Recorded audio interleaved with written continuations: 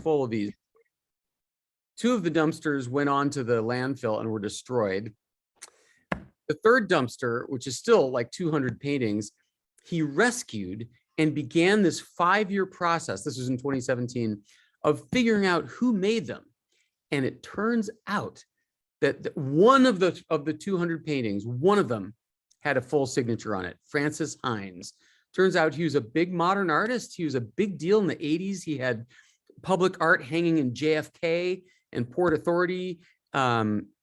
He had exhibitions, and he had used this barn to store his paintings as he got done with them. He lived in New York, but he had nowhere to store them. He didn't care about becoming famous or selling them. He just liked painting. So he made hundreds and hundreds and hundreds of these paintings, and he would truck them up to this barn in Connecticut, and then he died. He was 96, and 30 years go by, and then this skater dude stumbles upon them, and he starts Googling this Francis Hines. He hunts down the descendants and the agent, and he's trying to get himself taken seriously by the New York art establishment, but they're too snobby, and they're like, you were a blue-collar, no-training, uneducated skater dude. We're not talking to you. Turns out they are worth millions of dollars. And they are now going into the Metropolitan Museum of Art, and they're going to be, there's an exhibit here in Southport, Connecticut on May 5th, and it's entering all the catalogs, and it's going to be in museums around the country, all because this skater dude rescued them from the dumpster in the barn that I have just departed. So anyway, so I'm going to share my screen here and see if I can play this slideshow. Okay, so are you seeing my slides here? Tell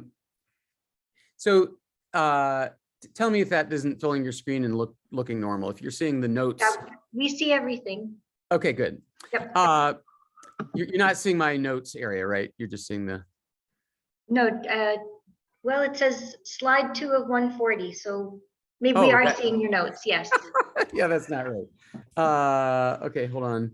Let me cancel that and see if I can switch around the. All right, let's see. How about now? How about now? Are you still seeing that slide number? Yeah, it looks the same. Okay, you know what I'm going to do? I'm just going to mirror the 2 screens so that I see the same thing that you see. Okay, mirror. Okay, and how about now? That's beautiful. Okay, all right, so the book is 600 pages long, and the libraries were very fussy about keeping my talk under 8 hours long. So I'm just going to give you the excerpted version, the talk version of this. The book idea came from this quote I heard by John Holdren. He was Obama's science advisor. And he's talking about climate change. He said, we basically have 3 choices: mitigation, adaptation, and suffering. Mitigation, by the way, is when you try to stop climate change, you know, fly less and eat less red meat, that kind of thing. Adaptation is trying to cope with what we have now. So there's mitigation, there's adaptation, and suffering. We're going to do some of each. The question is what the mix is going to be. So what's weird about that is there are dozens and dozens and dozens of books about mitigation, how to stop climate change, how to minimize your footprint. That's all very important, and we need to keep doing that. But what I found very odd is that there is only one book about the second part of that equation, which is my book. This is a book about adaptation. Now, governments and corporations do adaptation all the time. They build seawalls, they develop seeds that can grow in hotter climates. But what are you supposed to do? You, your family, how do you become more resilient against the disasters that are coming every year? So that's what this book is about. I'm warning you now, there are two parts to it. There's going to be a depressing section, and then there's going to be a shakily reassuring part at the end. And I'm sorry about the really bad Photoshop job on that mask on the right. I did try to Google depressing and shakily reassuring masks. But if you've ever wondered what it looks like when you try to Google and get no results, that's what you get. So anyway, I'm sure you remember what the greenhouse effect is. The sun heats up the earth. Some of the heat bounces off the earth back into the space in the form of infrared radiation, aka heat. And we have this thin crust, this shell of carbon dioxide and methane and water vapor that's supposed to be there. It's always been there. We're glad it's there. That's what prevents us from being a frozen ice ball. But the only issue is that in the last 150 years, it's been getting thicker. And as that layer gets thicker, more of the heat is trapped and does not escape back out into space. So I don't actually like the term the greenhouse effect. I feel like not many Americans have been in a greenhouse. I don't think they realize that it's 20 degrees hotter inside than outside for the very same reason. I think maybe the dog in the car effect works better.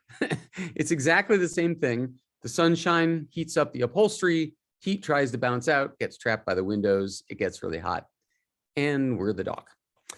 So here is the situation with carbon dioxide levels over the last 400,000 years. It rises and falls routinely. That's completely normal. Every 100,000 years or so, we have a spike. But if you look at the right end of this graph, we have never seen a spike this high or this fast. And if you zoom in just on that right line there and you expand it, you see this. It's basically since the Industrial Revolution began. Since we started burning coal and oil, that's how the carbon dioxide in the atmosphere corresponds. And if you superimpose the temperature of the Earth, you see that that's exactly a good correlation. I'm going to see if I can move this bar here somewhere more useful. Okay, let's see if that helps any. So these are the emissions we're pumping out each day, categorized by the type. You can see the transportation and power are the two most emissions heavy exploits.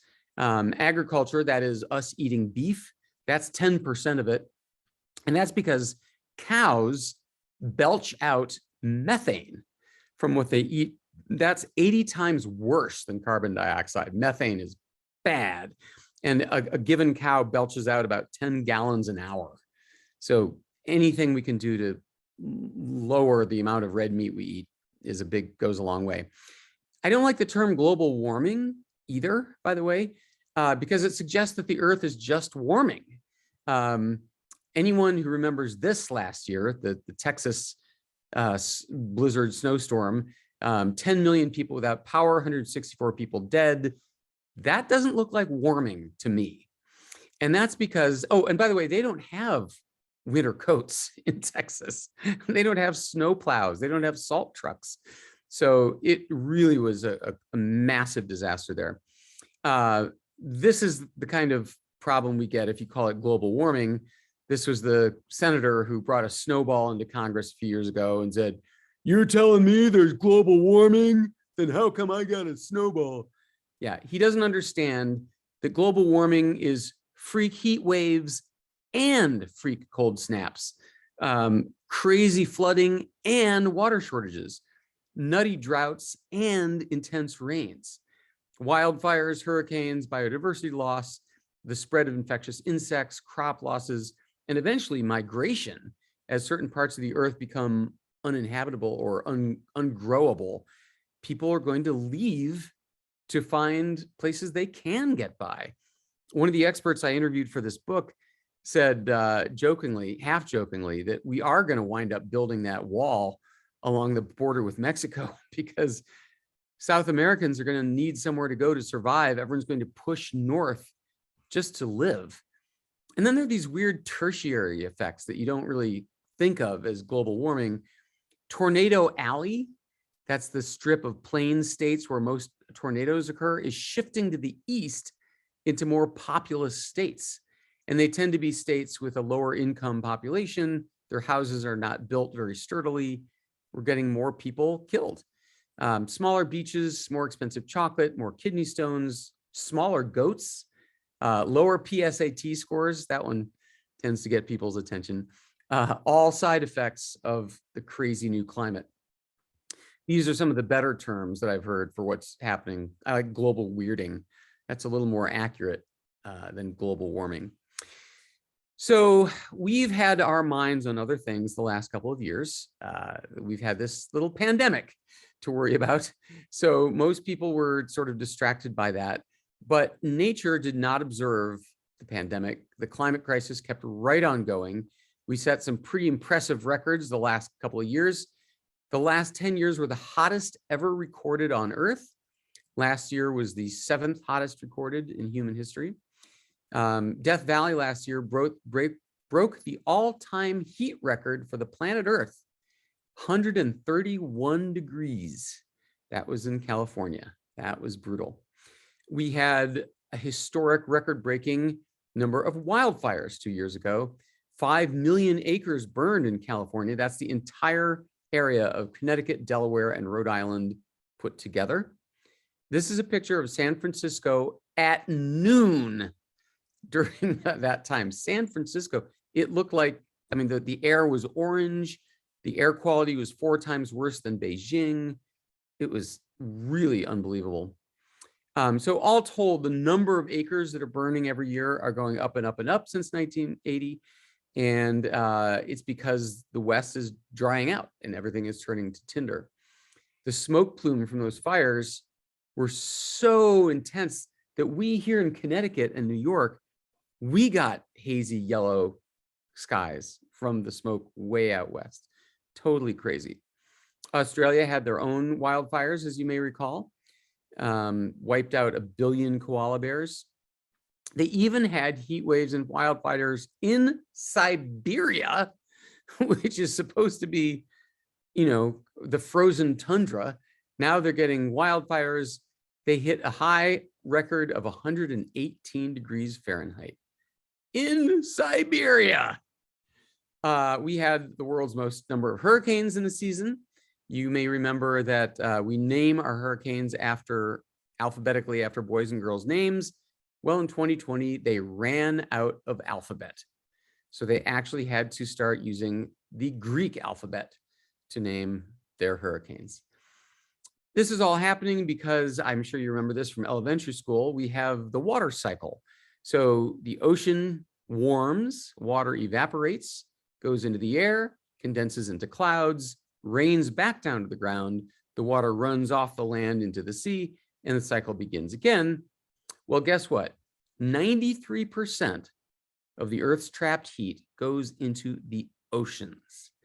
This is why, even if we stopped burning fossil fuels tomorrow, we would not turn the climate around overnight. It would take 100 years. It'd take a couple of generations for the oceans to cool down.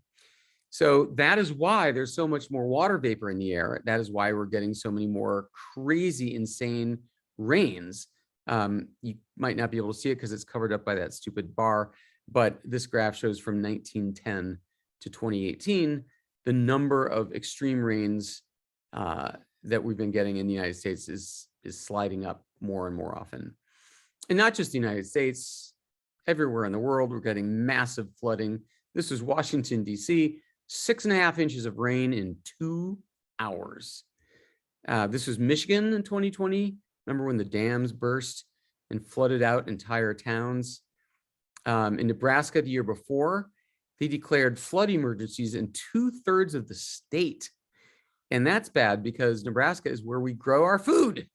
And there were 20 million unplantable acres that year. If you wonder why your food prices are going up, there is one reason. This is a small glimmer of comedy in the middle of all this. This is the Noah's Ark Replica. It's a tourist attraction in Kentucky. They had to file a flood insurance claim for $1 million. The Noah's Ark Replica flooded It doesn't get more ironic than that. This was the hurricane situation. Hurricane Katrina, as you may remember, 1,800 people dead. Hurricane Sandy in 2012, the biggest hurricane ever recorded, 1,000 miles across. That hit us here in this very house. We lost power for a week, and that meant we lost everything in our refrigerator and freezer. We had no TV, no power, no heat, no cooking, and heaven help us, no internet. I had 3 little kids. It was not a fun time. This was New York during Hurricane Sandy. The subways were flooded to the roof, so there's no subway service at all. But the issue is that we used to be able to plan on a hurricane of that immensity once every 500 years. But by 2017, meteorologists were saying we can expect a storm like that once every 25 years. And by 2030, maybe once every 5 years, we can look forward to a storm that big. So that's a little terrifying. When you add all of these natural disasters up, the heat, the drought, the fires, the flooding, the storms, this is a graph of the billion-dollar disasters in the United States. So you can see that since 1980, the number of billion-dollar disasters has has more than doubled. So typically, a third of Americans will experience one of these disasters every year. So a lot of people say, well, what about climate deniers? What do you do about them? And, this is funny. I actually don't think there are any climate deniers left. I believe the number of people who look out the window and say, oh, yeah, nothing has changed since I was a kid. This is the same weather we've had since 1980. I believe those numbers of people are vanishingly small, or they're crazy, because you just have to look or watch TV. What we do have is people who say, oh, yeah, the weather's changing, but this is just a natural cycle. We've always had rising and falling intensity of weather. So the Yale Climate Change Communication Center does this poll a couple of times a year about what Americans believe. And in the one from this past December, the number of people who believe that this is a natural cycle and not caused by human activity was down to 29%, which is 5% lower than the previous study, which is 5% lower than the previous study. And I was sort of depressed by that at first. I'm like, wow, that's still a lot of people. And somebody pointed out, well, actually, 20% of Americans believe that aliens walk among us. So I think we're actually doing pretty well. Anytime you can get more than half of Americans to agree on anything, you're doing okay. So the point is, it really doesn't matter whether you think it's a natural cycle or human caused. For the purposes of this talk and my book, it doesn't make any difference. You're still going to have to prepare. So as mentioned, these are what the book covers: where to live, how to build, where to invest, how to insure, how to protect your kids, and then individual chapters on flood, heat waves, tornadoes, and so on. So I'm just going to sort of cherry pick the most interesting items from these, starting with the one that everybody wants to know about, is how do I acclimate to climate change? I wrote the book in a state of what they call eco-despair or climate melancholia. A lot of people like this, just feeling depressed about the whole situation. There's 3 forms of eco-anxiety. There's post-traumatic stress, which is what you feel after a disaster has hit. They found that a quarter of everyone in New Orleans still had PTSD a year after Hurricane Katrina. There is pre-traumatic stress. This is worrying about what's going to happen. And a lot of kids and teenagers and young people have pre-traumatic stress. They're so stressed about the bad news about climate change that they wind up having trouble sleeping and being depressed. And then there's this word I'd never heard of called solastalgia. That's longing for a place that you haven't left yet, like longing for the way a place used to be. And so you look out the window and you see that, fall leaves are not as colorful anymore, or the springtime is shorter than it used to be. These are signs of solastalgia. And it turns out that depression is not defined as oh, my situation is terrible. It's, oh, my situation is terrible, and I'm helpless to do anything about it. That's depression. It's a feeling that you have no control. And so all the ways that that therapists suggest of dealing with climate despair or any kind of depression is taking action, finding areas of your life where you can have some control. And so they suggest things like trying to lower your carbon footprint, helping a campaign, joining group therapy, stress relief. There's some really interesting stress relief techniques that these therapists I interviewed talked about. One is called the worry hour. And this has been studied. They studied the worry hour in the military where there's a lot of mental health issues, and it really works. So what you do is every day at 4 o'clock, you are allowed to wallow. You can feel sorry for yourself. You can doom scroll. You can contemplate the worst. On the flip side, the rest of the day, you're not allowed to think about doomy thoughts. You say to yourself, well, I'll have to postpone this thinking till tomorrow at 4 o'clock. And it works. It works. It keeps you from being moping around for 23 hours a day because you concentrated it into a single hour and allowed yourself to feel bad. Anyway, because this entire book is about how to take action against feeling bad about climate change, it's been called the first uplifting book about climate change. Of course, that was my editor who said that, but I promise you, she's totally unbiased. She really said that, and she meant it. So the second chapter everyone wants to know about is where to live. Now, I understand that not everybody gets to choose where they live. You might not have the means to move because of climate change, but 40 million Americans do move every year for all kinds of reasons: relationships, jobs, change, get out of the military, get out of school. So where could you live to avoid the worst of the changing climate? Well, it turns out everywhere in the United States has something. On the East Coast, you have sea level rise and hurricanes. The West Coast, you've got wildfires and drought. You've got extreme rainfall in the right third of the country. But let's break these down one at a time. So the idea is, if you want to look for a climate haven, you want to move north far enough to avoid the heat waves, west far enough to avoid the hurricanes, east far enough to avoid the water shortages and the wildfires. The wildfires get a lot of play because they're very telegenic. They make good videos. Water shortages, not so much. Like, what are you going to show on the evening news? A dead field?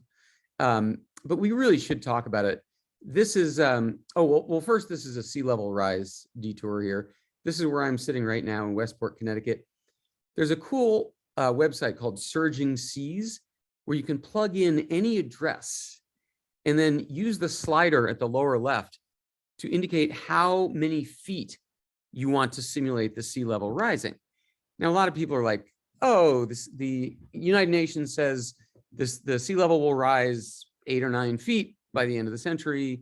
You know, that's not so bad. But you got to remember that for every 1 foot the sea level rises, it flows inland 300 feet. So this is what my town is looking forward to in the next few decades. It's going to eat away at the shoreline and basically put them underwater. Boston is even worse. This is what Surging Seas predicts for this low-lying city. I mean, it's just going to flood out all the coastal areas. But even that is not as bad as Miami. Miami is not only a flat, low-lying city. In fact, all of southern Florida is flat and low-lying, but the water comes up from underneath you. It's porous ground. So you can't build a seawall around the southern tip of Florida because the water comes up from under the ground. So southern tip of Florida, Miami, ladies and gentlemen, they are going away. Do not buy real estate in Miami. They already have this thing, sunny day flooding, which is when the streets are flooded when it hasn't rained. And it's because the water, so in the streets along the curbs there, they have these grates, storm drains for water to flood away after a storm. But guess what? Now the water is coming in from the storm drains. So they're getting sunny day flooding like this. I guess this guy is like feeding the parking meter for his submarine. I don't know. It's a terrible problem. So I was going to talk about the water issues. We get water from 3 sources, okay? First is snowpack. This is melting snow from the mountains. This is mostly where the west half of the United States gets their water. So by 2050, the snow dominant regions will be all gone. And by 2080, there won't be any snowpack at all. You can see the change already. That's 2010 at left and 2021 at right. This is taken at the same time of the winter. The snowpack is about half what it was only 11 years ago. And that's because the winters are warmer and they're shorter. So there's less accumulation of snow. And when the spring comes sooner, the snow melts sooner and starts flowing down earlier in the year. So it runs out earlier in the year. And we get these really hot, dry fall, which is where we're getting the wildfires from. We also get our water from reservoirs. 100% of the major US reservoirs are at historic lows right now. What you're looking at there is Lake Mead, formed by the Hoover Dam. It's the biggest one in the country, serves 25 million people with water. And right now it's less than a third full. The water level of Lake Mead is down 117 feet since the year 2000. That bathtub ring there, the lighter areas, that's where the water level is supposed to be in Lake Mead in Nevada. So that is, they're about to lose the ability to provide hydroelectric power when 3 more feet drops. And then after that, they won't be able to get drinking water either. It's a serious problem. There's no good solution for it. The third place we get water is from aquifers. These are these deep underground storehouses of water. And right now, 21 of the 37 biggest aquifers in the world are past what they call the tipping point. That's where we are withdrawing more water from the aquifer than nature is putting in. So 2/3 of the aquifers are going away. So, oh yeah, and this drought that we're having now in the West, it's the greatest drought we've had in 1,200 years. The last time we had a drought this bad, Charlemagne was becoming the king of France. So it's been a while. So where can you go to avoid all these problems? And the answer is the Great Lakes, above the 42nd parallel. You guys really thought ahead. You guys are doing pretty well. Here you've got the Great Lakes. You have an eternal source of fresh water. So you're never going to have drought. You're never going to have hurricanes or wildfires either. You've avoided most of the heat waves. These are the great old Rust Belt cities that, I mean, they have cold winters, yeah, but not as cold as they used to be. Already the colds, the lows of winter are 7 degrees warmer than they were in the 70s. And that's supposed to go up another 13 degrees by 2050. So the winters will not be devastatingly cold anymore. In the book, I outlined 15 cities that I give as examples. These are cities that not only are they climate havens, but they have very low cost of living. They have nice people, great cultural amenities.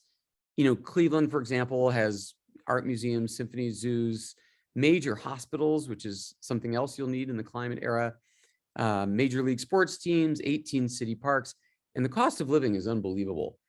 $1 in New York City buys you $2.71 of stuff in Cleveland, which is where I grew up. So my dad loves hearing this. Madison, Wisconsin, it's a state capital. It's got 5 lakes. They have this zoning law that you can never build anything taller than the Capitol building. So it'll never be a concrete jungle.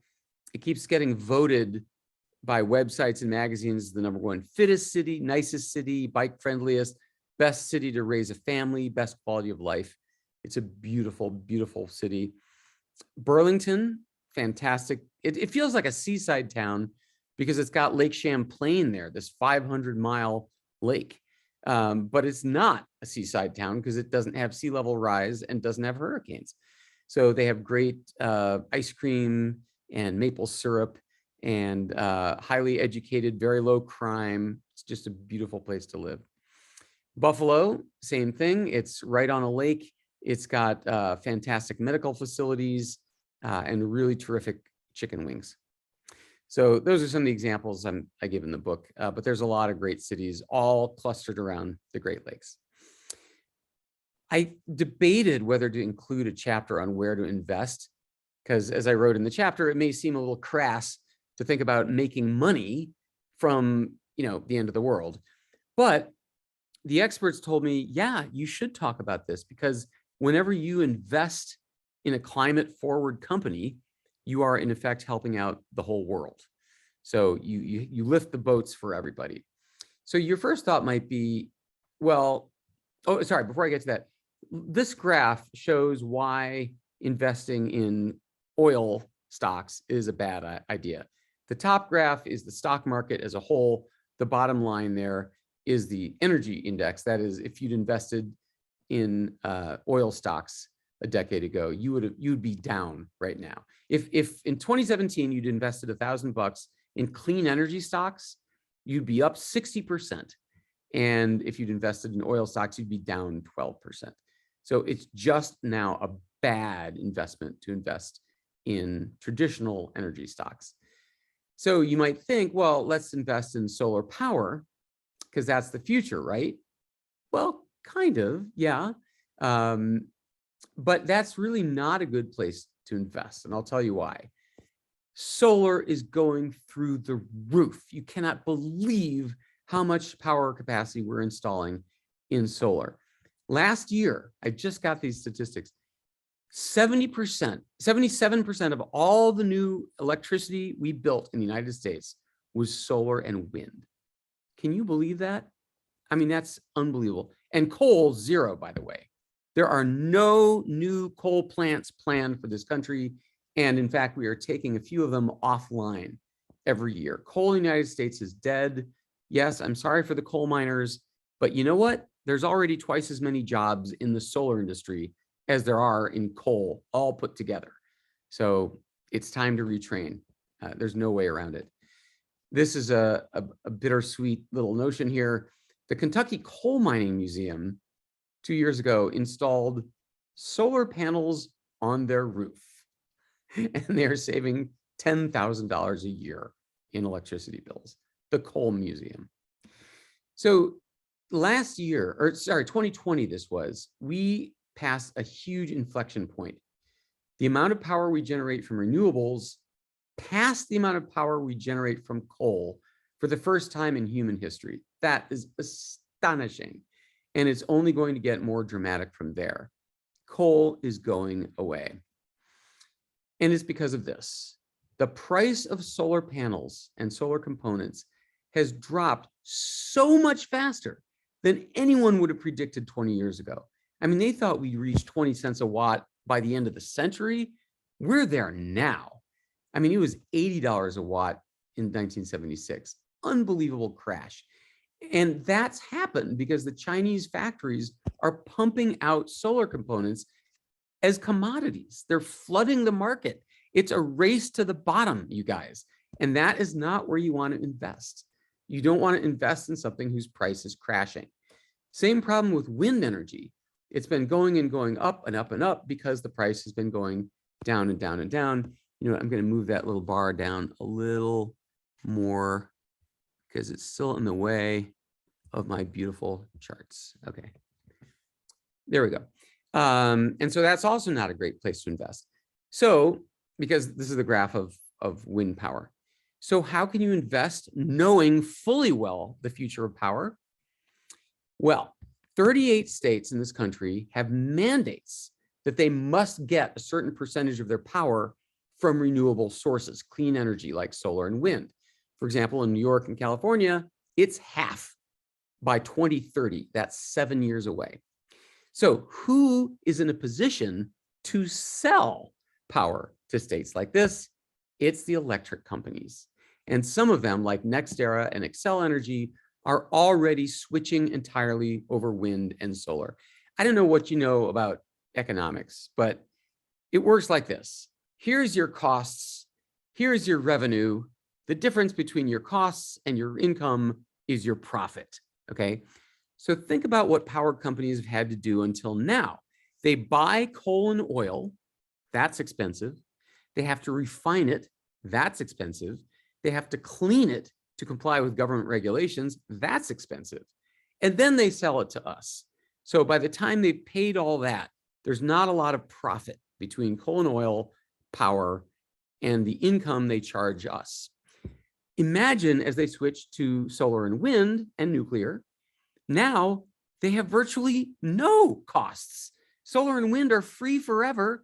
There's nothing to clean. There's nothing to import. There's no regulations to comply with. Their costs are much lower. But do you think they're going to drop prices for us? Of course not. That's not how the world works. So they're making the same amount of money, but their costs are much lower. They make much profit. Of course, that's where you want to invest. They're smart if they're switching to power. And there's also mutual funds and ETFs you can do to hedge your bets. A lot of people say, oh, electric cars. And yeah, electric cars, sorry, I'm looking for my water bottle. Electric cars are definitely the future. Every car company in the world has announced that they are switching to electric, including, if you can believe it, General Motors. This is the most corporate, calcified, conservative, slow-moving corporation in the world, you know, in bed with the oil industry, all of that. But no, they have announced that they are going to stop making electric cars 14 years from now. That is unbelievable. It's not because they feel so kindly about the planet and they want to do a good thing and all that. It's because of this. The world is beginning to ban gas burning cars. All of these countries have deadlines to ban the sale of gas cars, including California, New Jersey, Massachusetts, and many other states have this kind of legislation in the works. These car companies need to think ahead. If they want to sell cars, they're going to have to be electric because nobody in these countries will buy them otherwise. So that's what's going on. So how do you exploit this? Well, be smart. Instead of investing in one electric car company, think upstream. So you could buy a company stock that makes lithium ion batteries for cars. There's only 4 companies that make electric car batteries, and they're all Asian companies: Panasonic, Amperex, Samsung, and LG. Or you could invest in the companies that make the components, you know, the capacitors and the wiring, or even think farther upstream and invest in the lithium mines, the companies that mine the lithium to make the batteries. So there's one American company and one Chilean company. There are also good sectors where you can make good investments. We've already talked about how the world is running out of clean, drinkable water. So there are water funds that invest in desalination plants and pipeline companies and water purification. Also, I don't know how many of you guys are farmers, gardeners, but you might recognize the top right picture here as the USDA growing charts. They're on the back of every pack of seeds, and they show you what zones each pack of seeds will grow in. And on the left is the old chart, on the right is the more recent one. You can see that the colored areas are drifting to the north as the country heats up. In other words, flowers and plants that used to grow well in Kentucky, that used to grow well in Ohio are now hot as Kentucky. So things are shifting upwards. And what that means is new farms in new places and companies developing seeds that will grow in a hotter, drier climate. So that means seed engineering companies like Monsanto and Syngenta, and it means farm equipment companies like John Deere and Navistar. New farms in new places means people buying farm equipment. So those are some other places that my investment experts suggested that would make good investments. Insurance, my wife jokes that I'm ruining one cocktail party after another by dominating the conversation when I talk about the National Flood Insurance Program. I'm telling you, it's interesting, okay? It's not boring. Your insurance is something you probably bought for the cheapest possible price and a long time ago, and you probably haven't looked at it. But you know what? 15 minutes is not enough to spend looking at your insurance. I looked at my home insurance policy when I was writing the book, and I was amazed to see how outdated the coverage was. Not always too much, sometimes not always too little. Sometimes I had too much. So the real shocker is that flood insurance claims in the United States are going through the roof. The line here is the number of claims every year, and the bars show how big those claims are. Something is going on with flooding. And you might think, oh, that's sea level rise. That's people who live on the coasts. Guys, first of all, homeowners insurance does not cover flooding. That's a shock to a lot of people. Secondly, the second shock is that it's not coastal states. The top 10 states filing for federal flood disaster aid are not on the coast of the United States. In fact, the number one is Arkansas, of all places. And it's because it's not hurricanes and sea level rise. It's that alternation of drought and torrential rain. So the drought comes, the ground gets hard and dry, and it's followed by this freakish rain. The water has nowhere to soak in. It just runs along the surface, and then it floods our homes and our buildings and so on. So homeowners insurance doesn't cover insurance. It doesn't cover flooding. And the reason is that in 1992, Florida had Hurricane Andrew, these disastrous storms, and all states and nationwides of the country lost their shirts. They lost a fortune on these flood insurance claims. So they all got out of the business. There are no more big national flood insurers. So the government stepped in and they said, okay, we'll bail you out. We will offer flood insurance. And to this day, 95% of all flood insurance is provided by FEMA, by the government. The program is something of a mess. They're $25 billion in debt after all these hurricanes we've been having. And one real problem with it is they don't calculate your rates with the future or even the present in mind. They don't raise your rates when you filed for a claim like they do when you have a car accident. In fact, there's this one house in Texas that's been flooded like 30 times since the 1970s. The government has rebuilt that house every time and never raised their rates. The government spent like $3.5 million fixing this house, and the rates never go up. And their measurements are super coarse. So it's kind of like your zip code determines your insurance rates, not your actual property. So what's hilarious, this is the reason I think it's so interesting. Congress has been trying for years to fix this. FEMA has.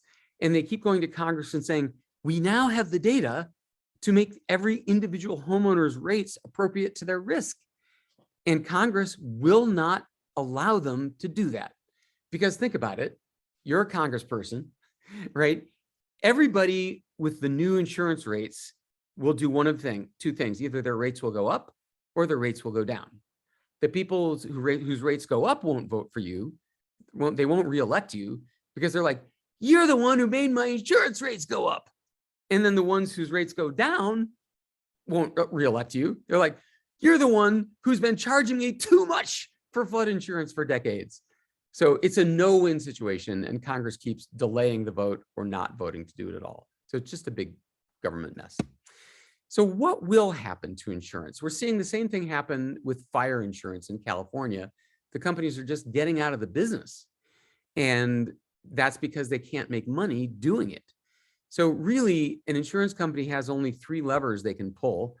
They can drop customers, and they're dropping fire insurance customers by the hundreds of thousands in California.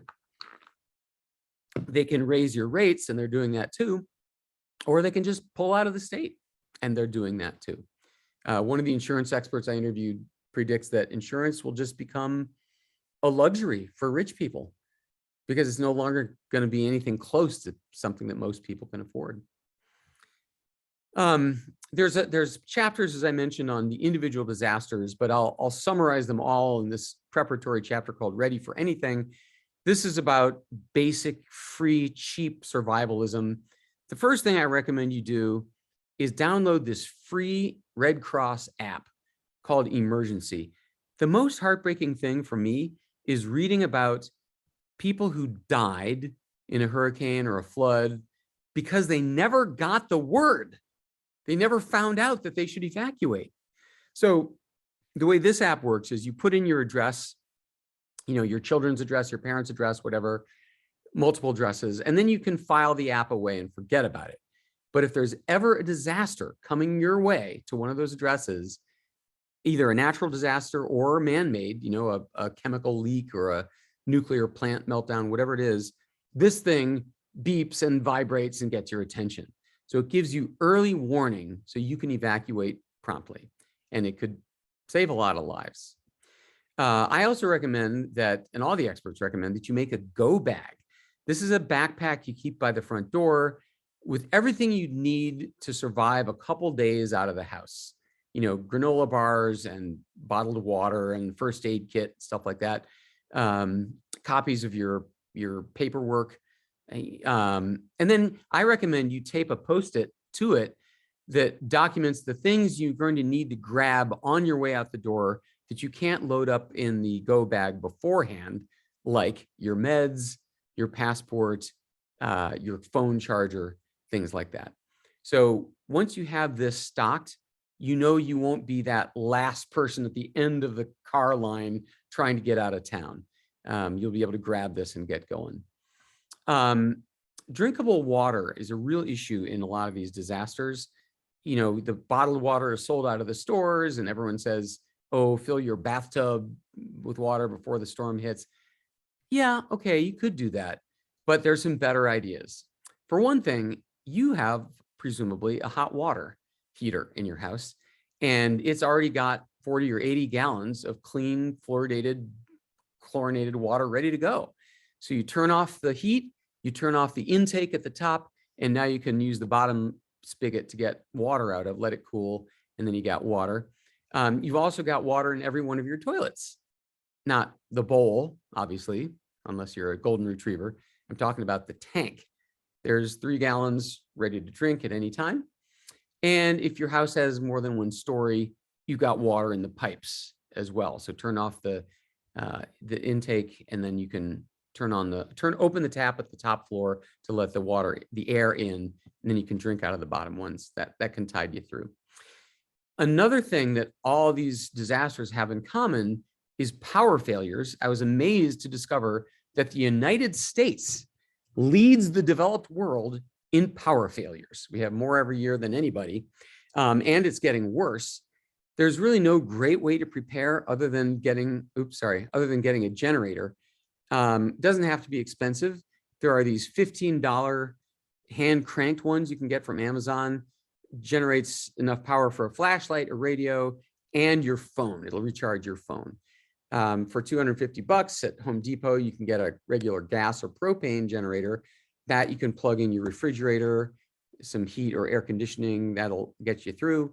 They also sell smaller, quieter ones called inverters for more money. Or if you've got a few thousand, you can get the cream of the cream, which is the standby generator. And that's the one that's installed permanently beside your house, hooked up to a natural gas line. And when the power goes out in your house, this thing kicks in automatically. We ultimately got one of these after Hurricane Sandy and that awful experience. But we saved a lot of money by not getting one that fires up the whole house. We got a little baby one, and all it fires up is one bedroom and the kitchen.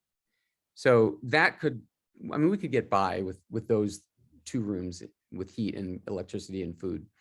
When the power goes out, the cell towers also go out. This happens in every major disaster. And that's really alarming if you're separated from your family, people were at school or at their jobs, and they can't reach each other because the cell phones don't work. So I actually recommend that you have a plan. What would we do if we could not reach each other in an emergency? Let's figure out now where we would meet. You want 3 locations. You want one spot inside your house that's away from windows in case the windows break in a storm. It could be a big closet or the basement, something like that. You want a place like across the street, the big craggy tree or the mailbox at the end of the street. And you want a place in town in case there's a police line, do not cross yellow ribbon across your whole street. Like we'll meet at the library, let's say, or, the Walmart or something. So you want to write these 3 locations down, put them in your phone notes app, the glove compartment, the refrigerator door, because you know what, 3 years from now, you're all going to forget. So write them down. And then when that time comes that you can't communicate, you will be able to get together. This is a special for the East Coast in Ohio. I gave a talk last week in Ohio. That's why there are a lot of Ohio slides. But as the winter becomes milder, the ticks and the mosquitoes are not dying off like they used to. And they're therefore creeping northward into the warmer, milder seasons. And with them come diseases. You really don't want Lyme disease. It's an awful, vague disease that you can't pin down. There's no good tests for it. You can't even really tell if you have it. The symptoms are different for everyone. It can last for decades if you really do have it. The CDC is hearing 30,000 reports of Lyme disease a year, and that's as of their last survey in 2014. But they suspect that the likely total is 10 times as high. And that's because a lot of people don't report them. They don't know what's wrong with them. So I had this great interview with this guy at the University of Rhode Island. He's like the tick expert of the United States. And he told me the coolest stuff about ticks. People say, oh, ticks are terrible. They sit up in the trees waiting for you to walk by, watching. And then they fly down on you and they bite you. No, let's set the record straight about ticks. First of all, most of them don't carry any diseases. So you can get bitten by a tick and not get any disease. Second of all, if you do get Lyme disease and you discover it early, antibiotics kill it off once and for all early. Ticks can't fly or jump down from a tree because they can't fly or jump. They don't even have eyes. What they do is they stand low on the ground on their little hind legs, waving their forelegs until an animal or a person walks by, and then they grab onto you.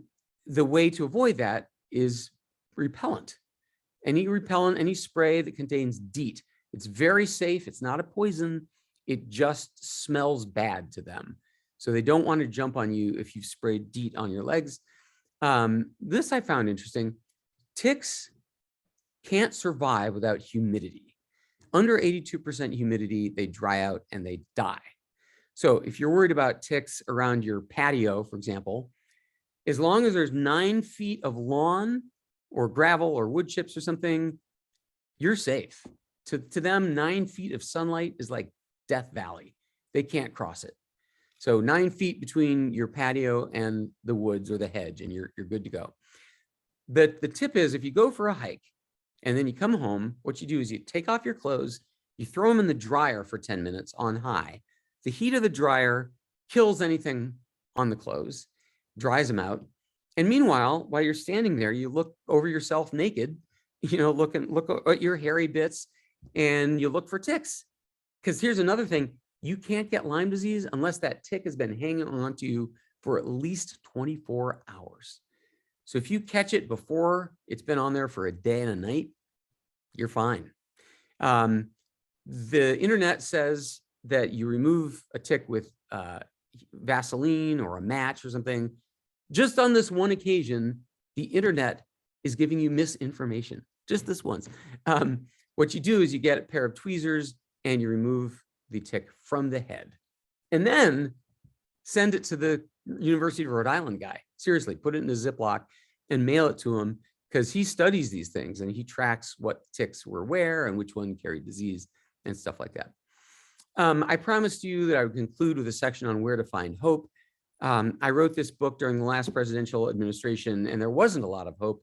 The government had removed the word climate change from all federal websites. We had pulled out of the Paris Accord. I was a little depressed, frankly, but so much has changed in the last 2 years. First of all, we elected an administration that spoke about climate change every single chance they got. Every speech this guy gave, he was talking about climate change.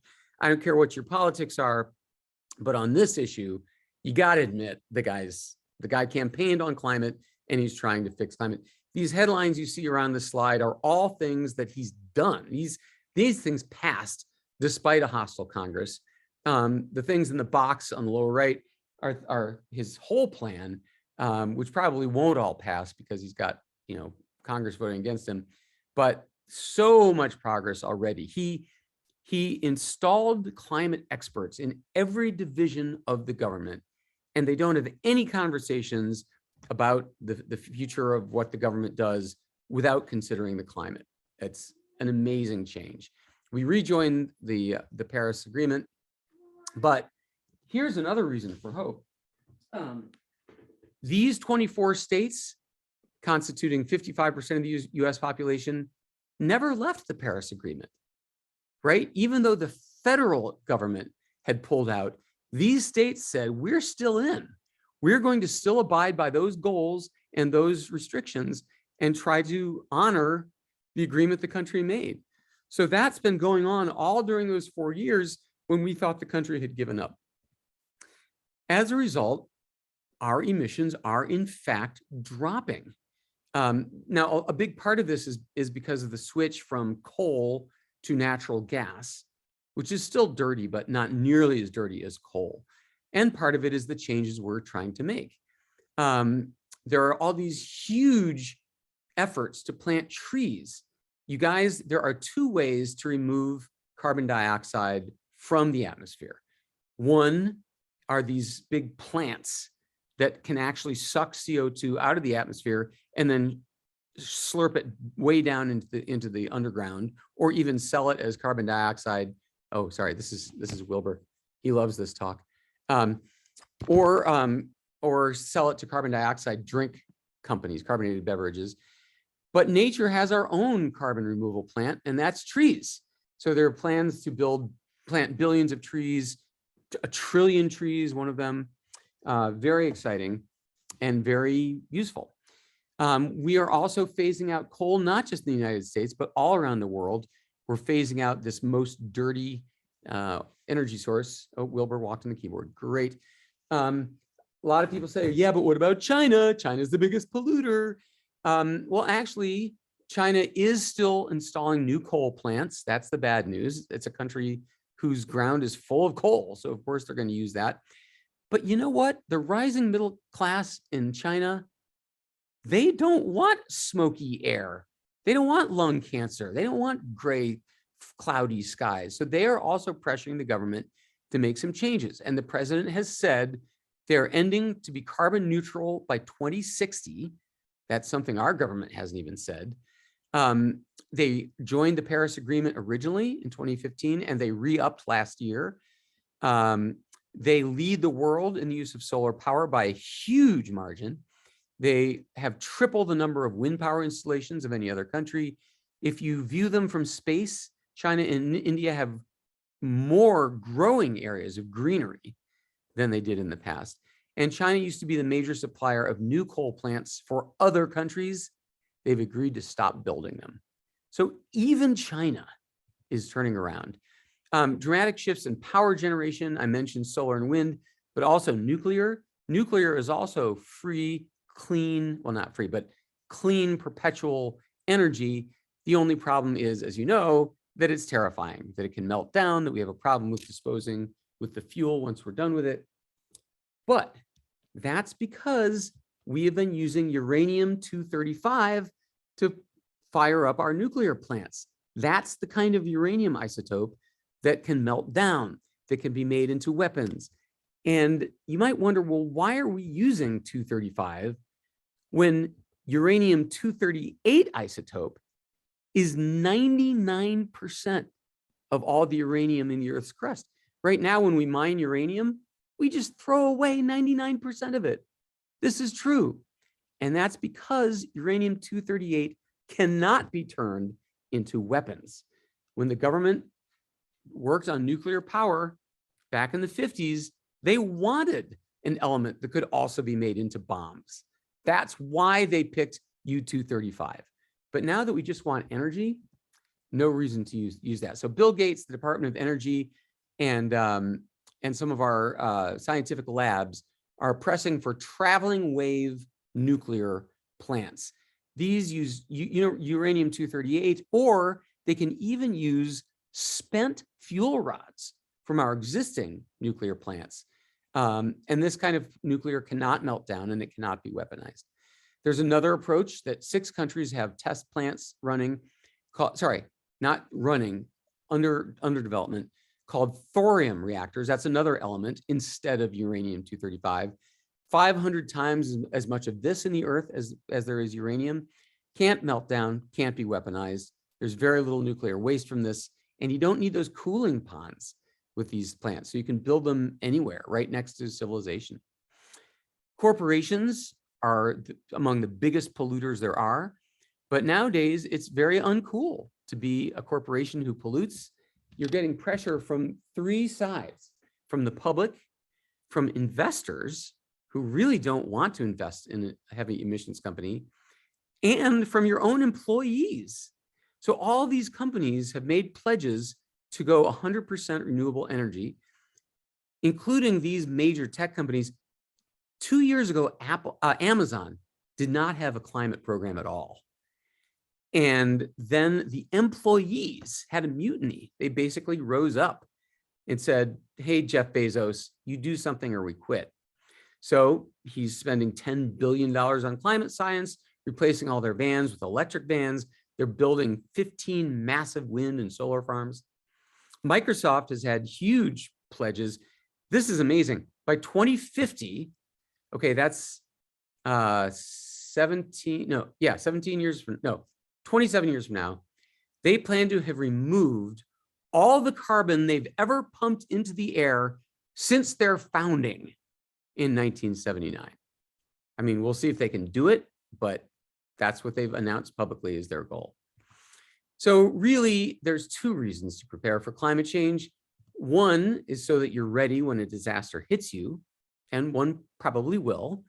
And then there's sort of a stealth reason to prepare, and that is that depression reason. You will feel better at night knowing that you've taken steps to make yourself more resilient. You'll sleep better, your kids will complain less, you'll be less depressed. People always ask me, can we really get rid of burning coal and oil? Can we really decarbonize, given all the special interests and the politicians and the big lobbies from the petroleum companies? Yeah, I think we will get there. I think it'll take 70 or 80 years. But all I have to do is to look at the faces of the people in all those marches and protests. They are young people, you guys. They want decarbonization. The old guard, the current politicians, us, we're going to die off. And these are going to become the new leaders and politicians. They care a lot about decarbonization. And the more of these young people take positions of power, the quicker the decarbonization will go. Until then, prepare. So thank you for watching. One more thing before I take questions. I realize I'm not there in the library to autograph books for you, so I have a special deal. If you decide to get the book, let me end the sharing here. Then I will autograph a bookplate for you, a sticker. I'll write your name on it and mail it to you. You can slap it on the inside copy of the book, and it'll be just like I autographed it in person. So just email me. It's pogue@me.com. My last name @me.com is my email address. Anyway, so happy to take any questions. So we were with you the whole time. We were laughing. It's too bad you can't hear us or see us. So I will look and see what's in the Q&A. Oh,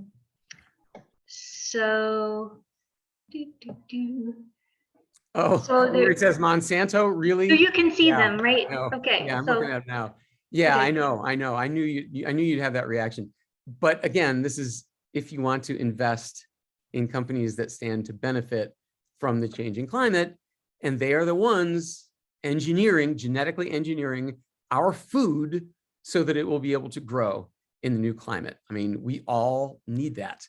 Like it or not, the current corn crops are expected to drop in yield by 50% in the next 10 years. We need new breeds of crops. Vicky says, loving Wilbur. Yeah, Vicky, that's because he didn't walk across your keyboard. Let's see. I think that's, oh, one new message. You guys are so nice. Thank you. I know it's really weird. It's like giving a talk in a total vacuum because I can't see your faces and I can't hear you. But I really appreciate what you're saying here. Can you see the Q&A? Well, I see the chat. Is that the same as the Q&A? So there's two things going. So look at the chat, and then there's also the Q&A. Oh, so I'm sorry. Yes, there we go. Sorry. All right. Yeah. All right. Diana again asked about Monsanto. Yeah, I'm aware of the dangerous impacts in the way they've genetically manipulated seeds to patent them. If preventing, oh, I know. First of all, as Americans, I hope you realize it's not genetic modification itself that's bad. We all have been living on genetically modified corn and soybeans for decades. The really sad part is that the countries that need it, the sub-Saharan African countries, they will not accept genetically modified seeds. They won't grow those crops. It's a cultural taboo. And even though we in Europe have been eating these crops for a long time without any effects, harmful effects. Yeah, anyway, yeah, the patenting thing is a whole nother reason that they're evil. Let's see, MD says, are there any handouts with this information? Oh, that's a good question. You know what, here, I will put my email address in the chat. There's not handouts, but I have 3 sample chapters that I'm happy to email you. They're PDFs that I made to promote the book.